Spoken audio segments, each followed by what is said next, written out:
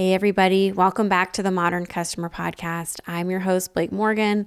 Today I'm talking to the one and only Matt Dixon, the best-selling co-author of The Challenger Sale. He's written many books, including The Effortless Experience, and his new book is called The Jolt Effect: How High Performers Overcome Customer Indecision. There's a lot of customer indecision out there with inflation, a potential recession. Customers sometimes just cannot hit the buy button. This podcast is relevant for those of you working in B2B, but also B2C. We talk about some of the challenges of selling in today's market and what you can do to overcome an indecisive customer. Matthew Dixon is the founder of DCM Insights. He is one of the most prominent customer insights researchers on the topic of sales and customer experience out there. Please enjoy Matt Dixon. The Modern Customer Podcast is sponsored by Thinkific. When you're looking to drive growth in your business, it's not just about acquisition. You need to think about educating and engaging your customers at every point of the funnel and doing so at scale. Thinkific Plus can help you do just that. This is a powerful learning platform that's easy to use for your team and your customers. I highly recommend all of my Modern Customer Podcast listeners check out Thinkific Plus.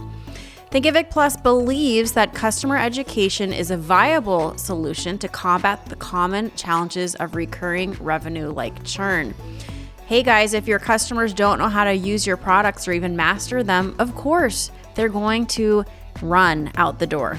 Education shouldn't be considered a nice to have. It's an essential growth tool for businesses. So Thinkific Plus has created a purpose-built platform for agile teams that allows you to create impactful educational experiences for your customers.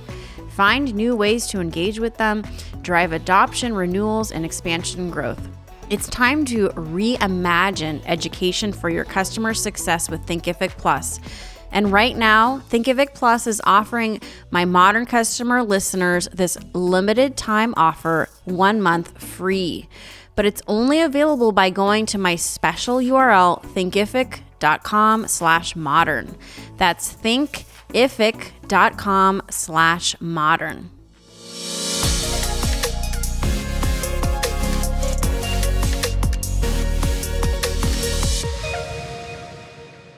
Matt, welcome to the Modern Customer Podcast. It is so good to see you today. And you are calling in from DC, is that correct? I am. Hey, Blake, how you doing? Thank you for having me back. It's always good. I know I didn't do anything wrong the last time because you've invited me back, which is great. It's always so great to see you. And yes, I am in the or just outside the DC area. So where it is cloudy and dreary February in DC. Bummer. Looking forward to the cherry blossoms in the springtime. But I first really heard about you when I was actually working at Intel in customer service, and my boss in customer service, everyone just loved your book, The Effortless Experience. You've written really successful books in a space that it's hard to get a book to be up there, but I mean, you really you have so much value to give the industry. So I think that you just really earned the good name that you have. Let's talk about, let's just talk for those who don't know you. Let's just talk about your trajectory and just how you became interested in this specific niche in sales and how to do it, I would say, differently than we've known to be sales in the past. Yeah, so I am not a salesperson by trade, which I think is the thing that surprises people the most, and they might be familiar with, The Challenger Sale, which was our first book on sales that came out in 2011, and then we wrote a follow-up called The Challenger Customer that came out in 2015. And the latest book, The Jolt Effect, which I'm sure we'll talk about today, came out just last fall. And I think we are known. It's similar to Effortless Experience, unlike folks like yourself. And there's so many, folks out there in CX, customer care, customer service land, who are practitioners by trade. They've run big CX teams or service organizations for big brands like Intel. That is not the perspective I come to any of these topics with. I'm actually a trained researcher. I'm an academic by trade, and I just so happened to kind of land in the space of customer behavior whether it's buying behavior, understanding what customers expect by way of CX and service experiences, and bringing my research training to bear. So what I like doing is going and studying big problems that CX leaders face, or service leaders face, or sales leaders face, and trying to understand, like, what do we assume is the answer to that problem, and then bringing data to bear. And what we find is, like, sometimes what we assume is actually true, and then sometimes we find some of the things we assume are not true. And that's what makes for the really interesting stories, is when we can show that, we all thought this, but the data actually tells a very different story. And very often, Blake, I think that's because our assumptions are built off of maybe an outdated understanding of the customer, and that the customer has changed the way that they buy from us or they engage with us, and the way we sell, for instance, hasn't kept pace with changes in customer buying behavior. So that's my background. I actually am a co-founder of a company called DCM Insights, which is a research organization. We call it the Customer Understanding Lab. So we are Mm-hmm. all about understanding those crazy customers and what they want from us, and what have the best companies and the best salespeople, best service organizations figured out about how to engage successfully with today's customer. So, talking about today's customer, you Yeah. can't help but see all the headlines about inflation, the recession, the Yeah. customers getting pickier with what they buy. Hmm. They're really slowing down. What are you just Yep. seeing out there as a researcher? What's going on with today's modern customer?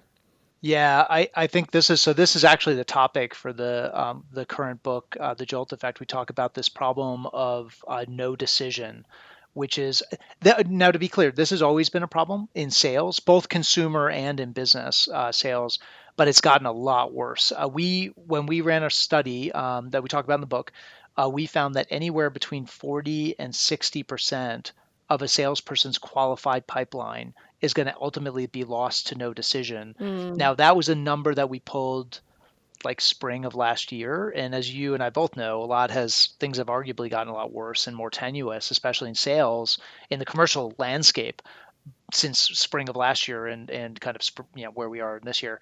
It's almost 12 months ago. So I think that number has actually gotten a lot worse. And this is really troubling for, think about the average salesperson. These are generally hopeful and optimistic people, and they feel like if my customer didn't say no, then there's a chance they might say yes, and so they chase those customers and those opportunities.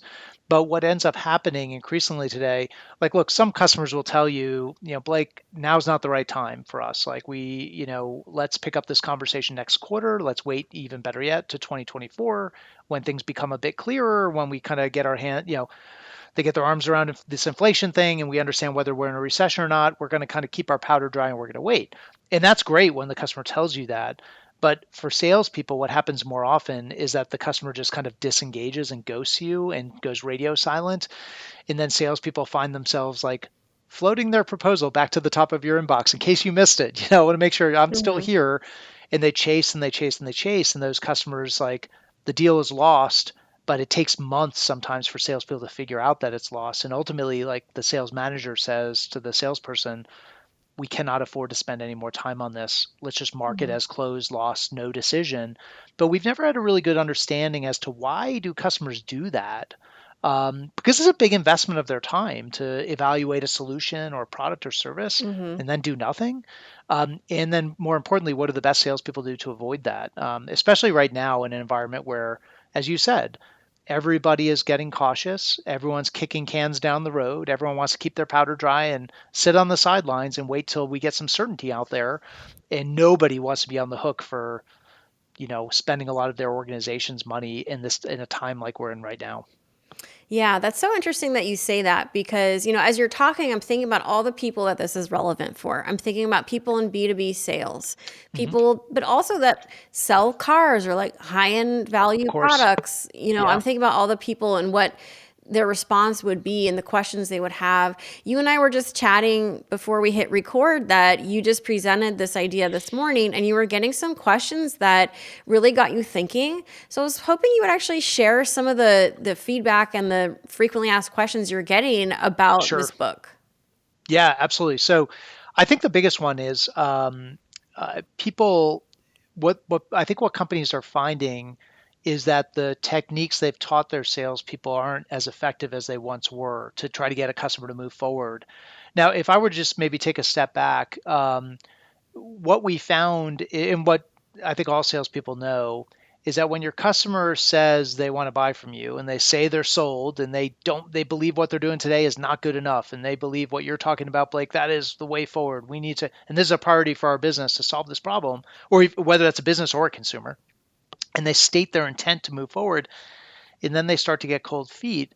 Well, clearly you haven't convinced them of the value, right? So what salespeople tend to do is they go back and they dial up the FOMO. So they'll do things like, Blake, you must have missed how many zeros were on that ROI calculation, or did you not see that customer case study I sent you and how the wonderful returns people are seeing from buying our product? Or let me get you back into the demo and let me show you again how cool this is. Like, how could you afford to say no to the amazingness that is our product? So they do that, or they try to create the fear, uncertainty, and doubt, right? Blake, these problems aren't going to solve themselves. And did you know we work with all of your competitors and they're experiencing tremendous benefits from buying our product and service, and you're going to be left in the dust. And Yeah. if those things don't work, the last technique in the FOMO bag of tricks is the 10% discount that's only good this month, and Right, it goes, right. price goes up. We hear that all the time, right? Um, It's all fear and based.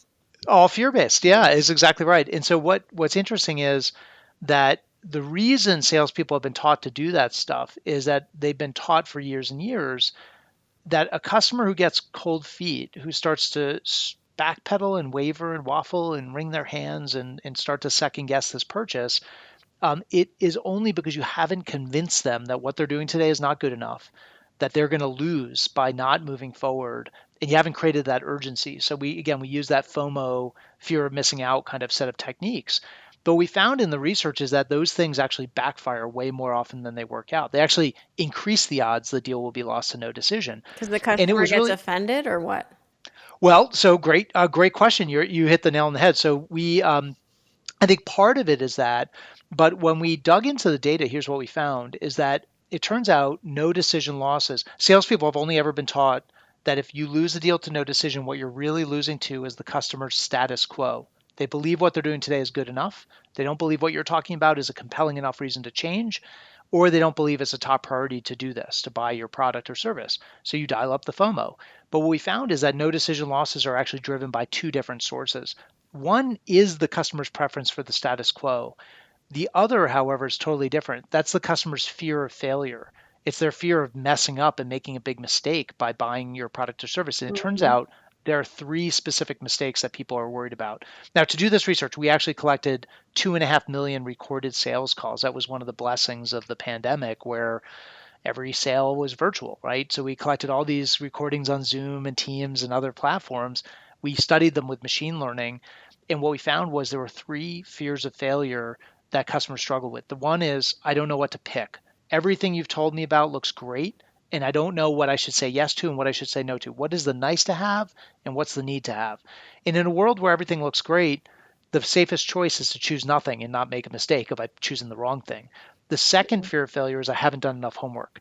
I feel like there's more research I need to do. I'm not a savvy enough consumer. It's the old saying, like, buyer beware.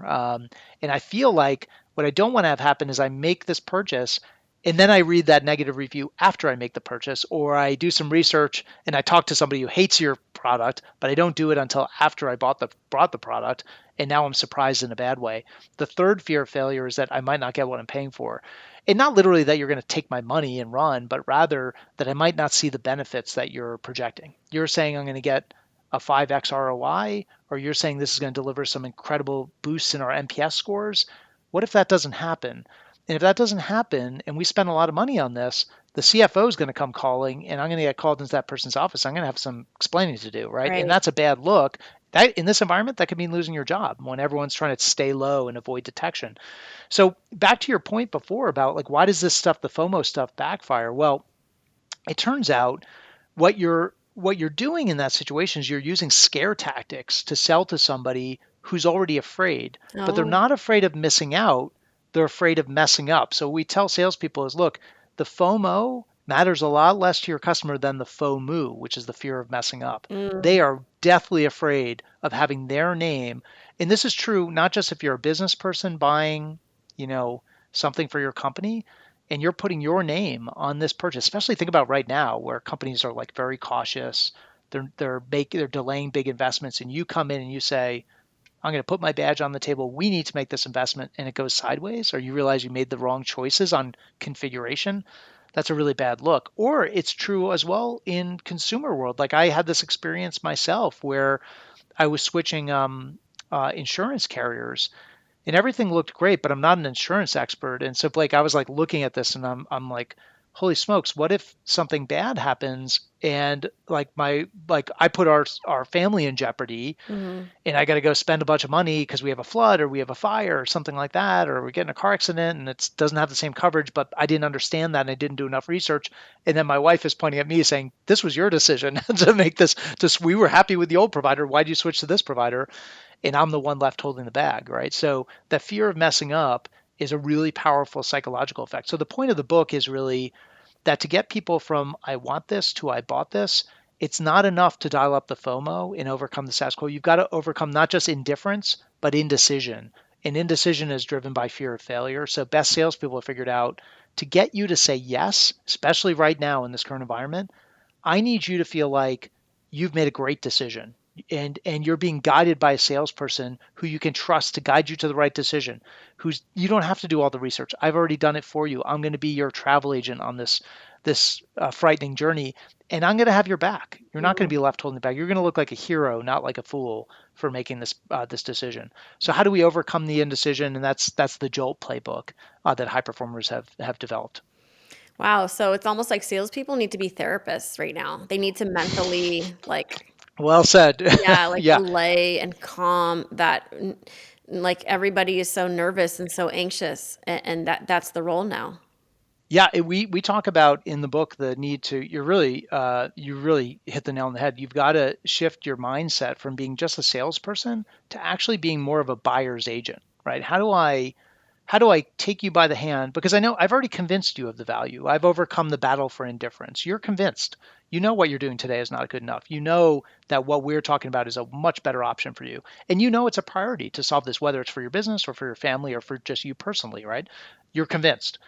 Now how do I make you feel good about it and not want to not having that regret and that fear of failure that can cause you to end up getting lost to no decision. Or think about this, this idea of indecision. Even if we can get it, force our customer over the finish line, like I dangle that discount in front of you and you say, I'm not totally sold, but I don't want to spend more money, so I'm just going to say yes. And I jump at that discount and I say yes. That's a customer who's already regretting the purchase even before they've gotten the product or service. So you hand, as a salesperson, then you hand it off to the customer success team, the implementation folks, and you're dealing with a customer who's not fully in, right? They're not totally confident about the decision they just made. And that's a recipe for disaster and for churn and customer attrition. So it creates headaches for the rest of your organization as well. It really feels like your book is relevant for people in software sales. Again, these high ticket B2B purchases. I've actually read research like what you're saying, like the biggest fear for a B2B buyer is their reputation at work. hmm Do you have any case studies or examples in your book that you'd be willing to share with us where just this is illustrated in a clear way?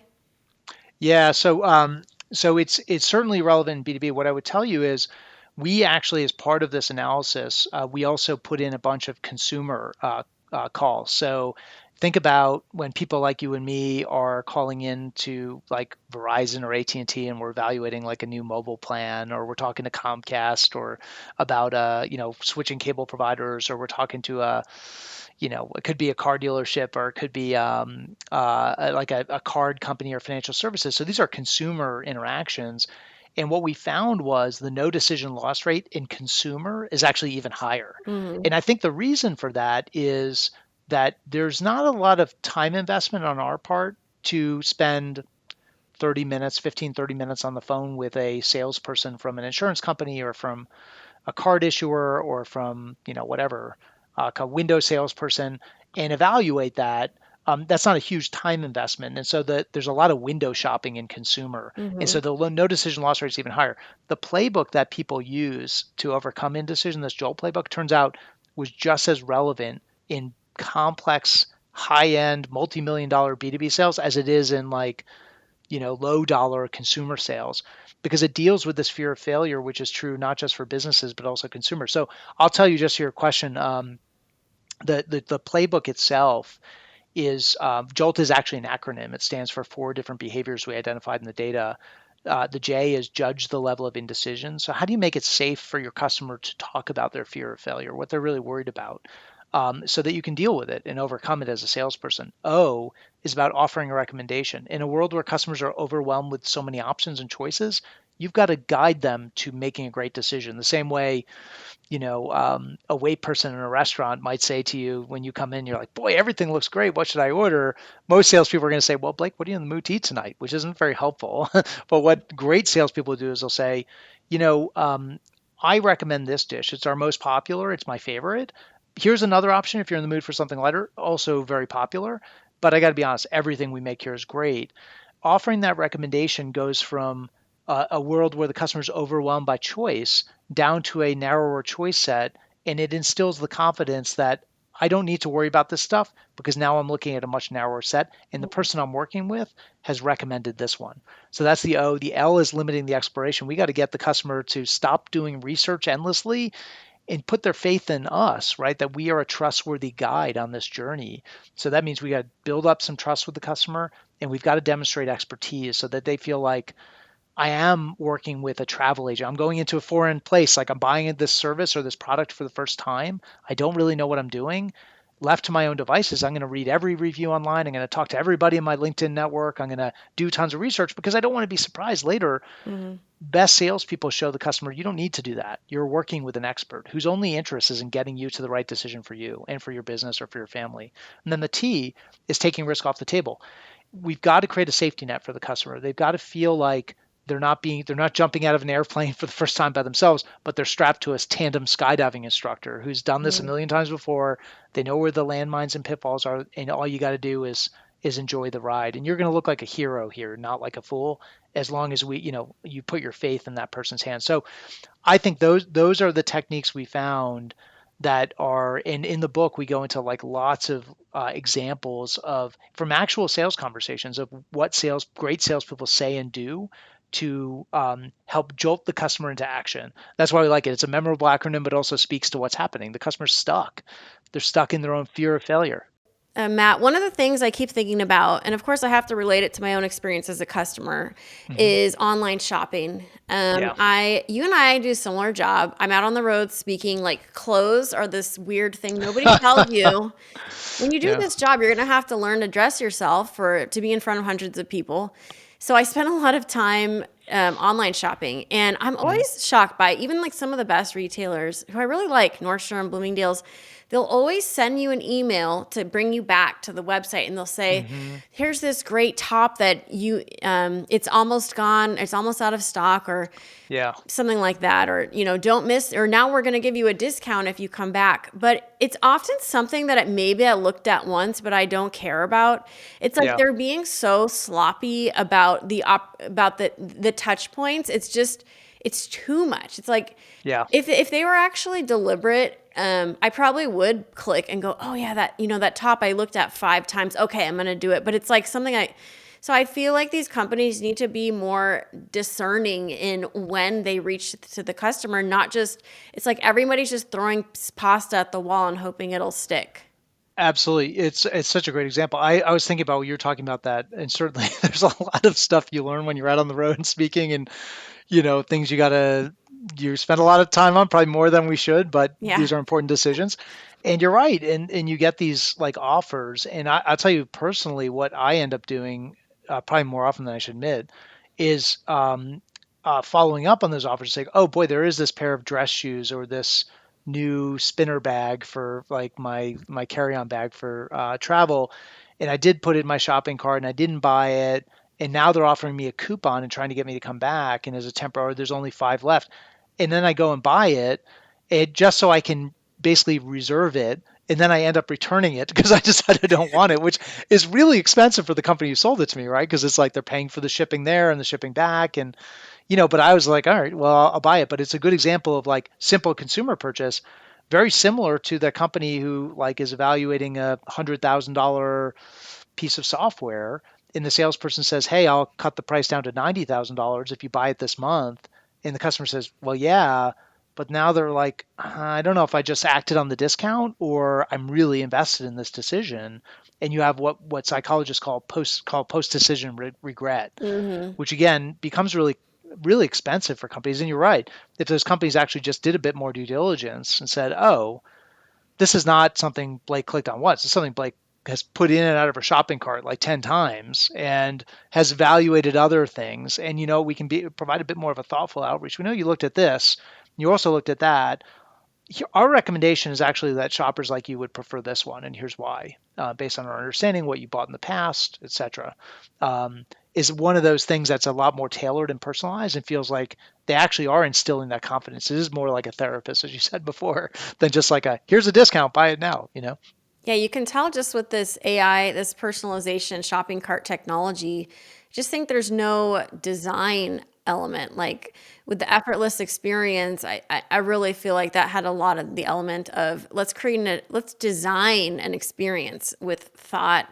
And I mean, any thought about how your book now jolt, like, you know, the effortless experience, how these two things tie together? Yeah, a really good question. There is a chapter in the Jolt Effect for people who are listening who really, are coming more from that CX service background. Maybe they are familiar with the effortless experience and they might be wondering what's the tie-in. We actually do talk about how overcoming indecision and using these techniques actually creates a lower effort buying experience for the customer. So, here's a good example. I think Amazon, people like Amazon, they don't like Amazon. We have people on both sides of the aisle on that one.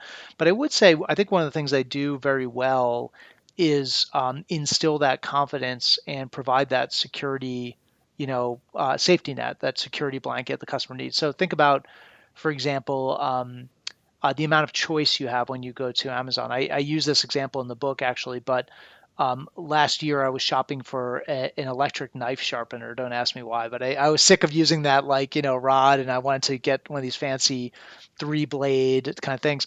And I went on Amazon. They have like 15,000 of them. It's Mm, like they tons of did. them, and they were able to help me filter by like how many blades do I like, or rotors do I want, is how big, what brands, what price range, how many stars, rating. So I went from like 15,000 down to like 100, and then I picked one, and I get into that one, and we've all had this experience, and then you get into that page and it's like, oh, if you're interested in this one, here are 3 other ones that people have also looked at, Mm-hmm. and they're side by side in comparison. So now you're going from 100 down to like 3, maybe 5. Mm-hmm. Here's the rating, here's the price, here's the weight, here's the pros, the cons. And then I can do all my researches right there. Like I've got user reviews, and we all know, what do we always do? We click on the reviews and we always read the 1-star reviews first. That is a perfect example of how we worry about messing up more than we do worry about missing out. Like we don't care what the 5-star review people said or the 4-star. We want to know what the 1-stars had to say. And so then we realized, like, okay, these people had problems with it, but I don't think I'm going to have that problem. Like the box showed up wet, like, or Oh yeah. they didn't like the color. Okay, I don't think I'm going to have that issue with it. I'm fine with it. I rule out the issue with messing up. They've got other reviews on there. They got videos from other users. All my research is contained.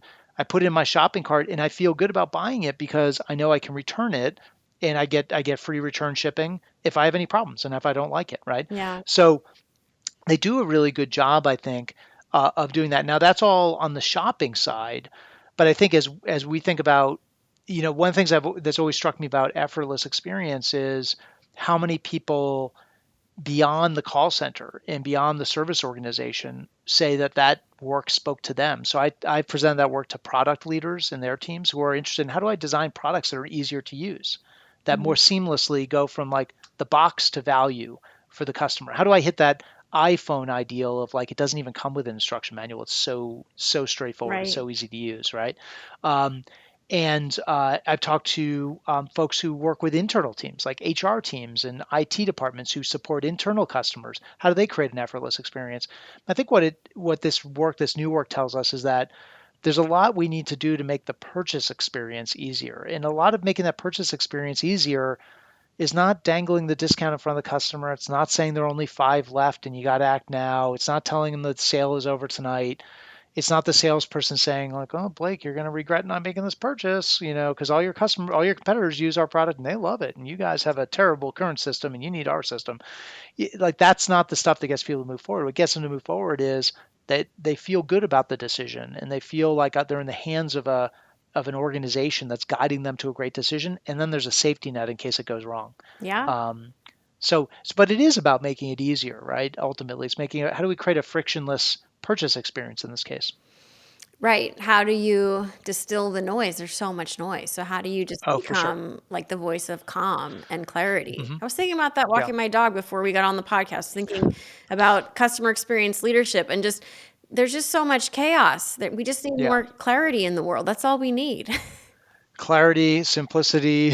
Yeah, Yeah. we need to feel good about what we're doing, and it's hard. It's hard in a world of like so much information and so much noise to feel like you've got that clarity. But yeah, you're 100% right.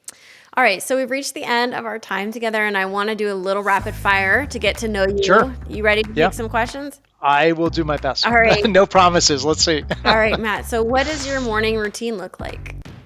Oh gosh, I am so I was just talking to a friend of mine about this weekend. I am a workout in the morning guy. Mhm. I think it's not because a lot of people are like, oh, I like the what is it like the endorphins and like the I get to like clear my mind and think about the day ahead and things like that. For me, it's just that I don't want to take two showers. So like I want to take a shower after I Yeah. work out.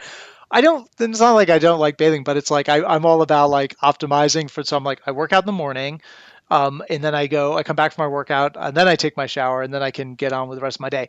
For me, I will do the occasional afternoon workout, but I'm not. It just throws everything off. I feel like it's just like one more step that I don't know. I'm always trying to find like the path of least resistance. That, and then I drink a lot of coffee. Mhm. So Same. there's my Same morning routine. same on both fronts. What do you do to relax at the end of a hectic day? Uh, um, so we talked about this before the podcast. So I've got four kids who keep me very busy. So I don't know that relaxation is really the way I describe it. But I certainly find it. Yeah, it's one of my favorite parts of the day is to reconnect with the kids and find out how their days were and what's going on in their worlds and then I will try to throw in some like lingo, like low key and high key and fire, and they cringe and they stop. They're like, "We're dad. We're not saying that stuff anymore because now you're using those terms and it's uncool." So Mhm. yeah, but I guess I'm a big biker and runner, but again, as I said, I do that stuff in the morning. I like to play golf, not particularly well, but I do that. It's funny. I don't think that's a particularly stress reducing activity. Mhm. Probably more of a stress increasing activity, but I do enjoy being outside and being out with my friends doing that. So. You must be very competitive. Probably more with myself than anybody. I used to be a much more competitive runner and biker, actually. I don't think I was ever a competitive golfer, unfortunately, but I used to be very competitive, and I've now gotten to the age, I think, where I've realized that the biggest victory is making it to the start line of a race. For me, I'm like, I can survive almost anything. It's more like, how do I make sure I don't get injured before the race even starts? Mhm. I've had many, Achilles issues and knee issues and shin splints and plantar fasciitis and you name it. And it's more about going out with my running or biking buddies and doing a race and just being there for the social part of it and being excited the fact that I made it without injury and you Mhm. know I'm not really so concerned about times anymore. So Yeah, that's great. If you could have lunch with anyone dead or alive, who would it be? oh my goodness. So I used to this is this might feel like I think people probably come up with really like amazing answers, and I don't want to steal anybody's amazing answer like Dr. King or like Gandhi or like all these amazing figures in history, Lincoln, what have you. Yeah. There's a specific person I would love to reconnect with who I haven't spoken to in a number of years, who's a guy I worked with a number of years ago, Jeff Zients, who just was named the White House Chief of Staff. So I haven't talked to Jeff in many years, but I used to spend time in a conference room with just Jeff and a couple other folks, and just found him to be a remarkable business leader. And I followed his career with tremendous interest when he worked on the Obamacare website that had as yeah, I think as a CX expert, had a really terrible, first go. And he came in and fixed it. He was also the COVID czar when Biden took office, and helped with vaccine distribution and kind of helping us get to the other end of this whole thing we've been dealing with the pandemic, and now coming in as White House Chief of Staff. And I haven't talked to Jeff in years. So, Jeff, if you're listening, I'd love to grab lunch and reconnect, because I think you're a tremendous person. And love to hear what you've been. Well, I know what you've been up to because it's in the news. You may not know what I've been up to. All right. I love that. All right. Lastly, Matt, if you had to describe your outlook in one quick motto, what would it be? Great question. I think optimistic. I think I tend to be an optimist about problems that they can be solved, and in that research and data and insight can help us make better decisions, even if it feels like the chips are stacked against us. Whether that's dealing with CX problems, customer churn, sales problems, or even problems out in the world, right? Climate issues or social economic issues, and it feels like those things are all solvable with the right data, the right insight, and the right effort. So. Well, great. I love that optimism. Well, this has been so fun. And for everybody listening, I assume they can pick up a copy of your book, The Jolt Effect, on Amazon. But is there Yep. any other content or information that you want to share with our audience about the book? Yeah, absolutely. We have a website, jolteffect.com. There's a bunch of free tools on there and some bonus materials that you can sign up for and download. And then we get a lot of questions from people about, I like the book. I like this idea of overcoming indecision and jolting customers into action. How do I teach my salespeople to do it? So we have a bunch of, there's a training program on the website. There's also some training partners we have that are bringing this to, big sales teams around the world and delivering it in every language and, cultural context imaginable. So lots of options for doing that stuff, but certainly plenty of extra content that is available for readers around the book. All right, Matt. Well, thank you so much, and I hope you'll come back next year when you probably have a new book Absolutely. out. I don't know. And I just really We shall see. appreciate you being here. Thanks, Blake. It was always great to be with you. Everybody, you've been tuning into the Modern Customer Podcast. Until next time.